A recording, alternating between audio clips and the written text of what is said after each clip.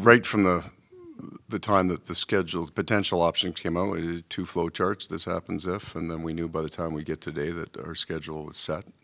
And then going to last night, Matthew Tkachuk, TNT broadcast, I don't know if you saw the highlights, watched the game. I know the hockey game was not at the same time, but just in your mind, someone that's been around the game a long time, what does that mean just for the sport in general, just to get a guy in a spot like that? It's a great tie-in, right? And I saw pieces of it. He's so good, right? I mean, those guys are too. I mean, I tune in to watch that show, even not for the basketball, just because they're funny and smart, and it's a great tie-in to expose some people that maybe it's not a traditional hockey market, to the people, the personalities. That's really important to see somebody like Matthew. He's good, right? He's good at it, and it's natural. That's him. There's no act there. He's just. It's good for fans, and then hopefully new fans to get to know the players a little bit. The Heat penalty kill need a little work. I'm not critiquing that.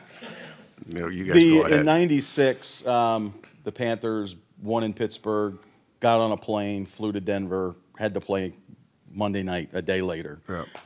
You guys now have 10 days off. You had time off between round. Is this good, or would you much rather play in 3 days than have all this time off? None of the things that you would normally have wanted to have happen has happened to us, and they've all turned out good. So be careful what you wish for. So we've just decided not to wish for anything, just take what it is. So the positive for us is we do have players that are healing, and we've also got guys that quadruple overtime game, there was a cost to it for both teams, and I don't think that you get to recover from that until the series is over. As hard as that series was played, the idea of a Game 5 and a Game 6, they start to. So that the time, it is our challenge as well. There's a big block of time off, and how do you stay sharp? But I would take the rest over worrying about how sharp we're going to be in Game 1. And it's safe to say you guys played 5 or 6 games in that 4-game series, correct? No, we weren't short on ice time. Yeah, I mean, I think the Barkov missing those 3 was directly related to 45 minutes and something like 55 face-offs against Jordan Staal. And then he's fine and ready to go. So in some ways, he was the most rested guy in Game 4. Everybody else was beat up. The rest off. And then that was a hard gap series, highly intensely played in 5-foot areas the entire game, so we are taking the rest. Probably hard to exactly quantify, but how much recovery can happen in the middle of the playoffs with 10 days left? Because you always hear about people everyone's playing with something these days. Does that kind of stuff I would have say time to heal? how much, it's all relative, more than if you're not.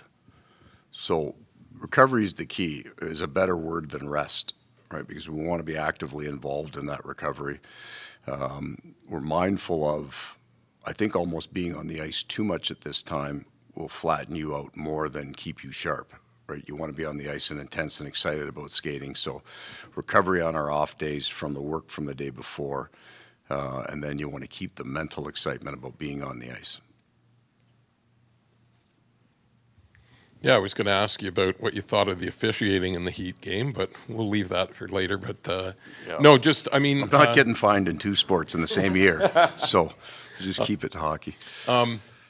Just, I know, you're preparing for either team, but can you talk a little bit about, I mean, you do have a special relationship with Pete DeBoer, and just talk a little bit about how, the genesis of that, and when you see how successful he's been, from the beginnings to where he's come to now.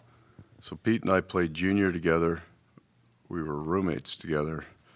We coached together. We stood in each other's weddings. We're each a godfather to one of the kids. And in some ways he was still in junior when I went to the NHL, but started professionally coaching, basically what you do for a living, at the same time for the last, our first year together would have been 93. So we're closing in on a long time of coaching. And then I can't say for my impact on him, but he's had a really big impact on me in being able to share things that head coaches go through. And when you have that kind of relationship, you can share deeply about, our different our personalities are quite different and quite similar, the same. He has an incredible ability to very quickly to get to a problem and then not spend a whole lot of time agonizing about anything else. Very, very quick mind.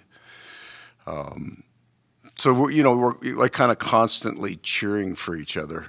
It's funny when our two teams over the years have gotten and played each other. It's some of the worst hockey we either have ever seen. There was a game in San Jose that was so bad we had agreed after that it was probably the worst game ever played in the NHL.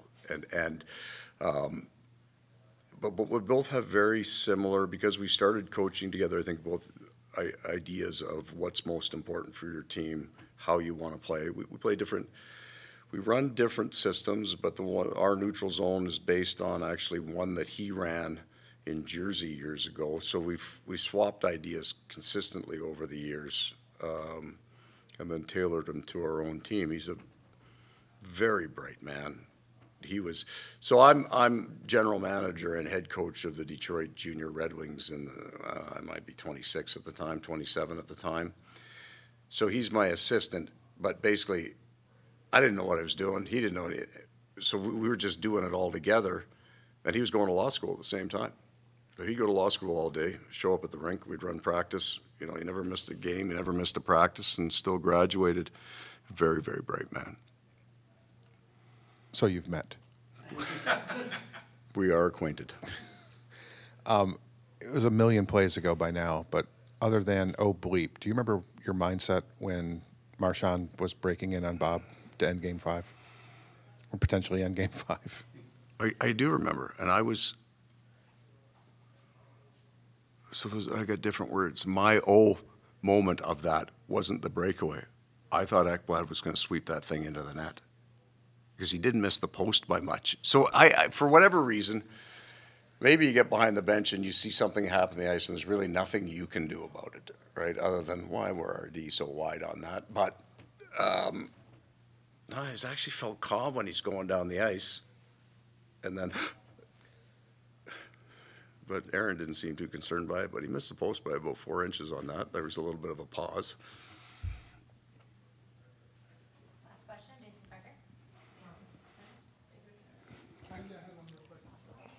Just a quick follow-up to Mike's question with Pete. Did you pick his brain at all when the idea of joining the Panthers came up? No, it would have been after, because he had coached here. Just kind of, well, I'd been to his house when he lived here. I think he lived in Weston. So my wife and I had been to see Pete and Sue and spent some time there. More about where to live kind of stuff and excitement and stuff like that.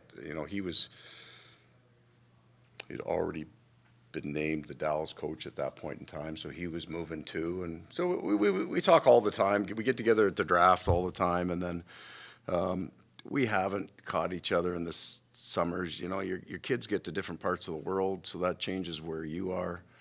But yeah, he's just a great, because I trust his brain so much, he's just a great source of information for me. Right, and then I'd like to think I am for him as well. But we talk hockey and the way the game's changing quite a bit. When he was here, this is a completely different organization. Yeah. The new owners, Dale's not. I mean, he seemed really, really, really happy for you to take over this organization as it stands now. You are not rebuilding, right? I mean, you were coming into a pretty good situation. Right. What was the conversation we had? We had one in January. We're just talking about, and this was more his point, the difficulty of the task here this year.